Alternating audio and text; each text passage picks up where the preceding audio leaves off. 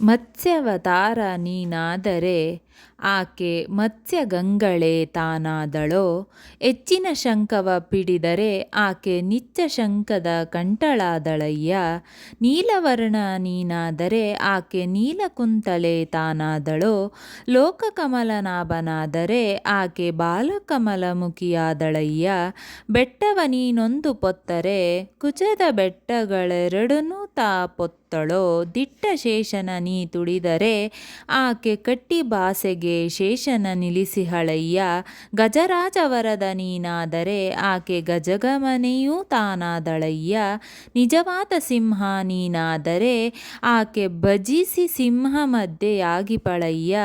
ಈ ಪರಿಯಲಿ ಬಹು ಜನಿಸಿದೆ ಭಲೆ ಬಾಪುರೆ ಬಾಡದೊಳು ನೆಲೆಸಿದೆ. ಗೋಪಿಯರ ಮೋಹ ಸಲಿಸಿದೆ ಚೆಲುವ ಶ್ರೀಪತಿ ಆದಿಕೇಶವರಾಯ ಮೆರೆದೆ.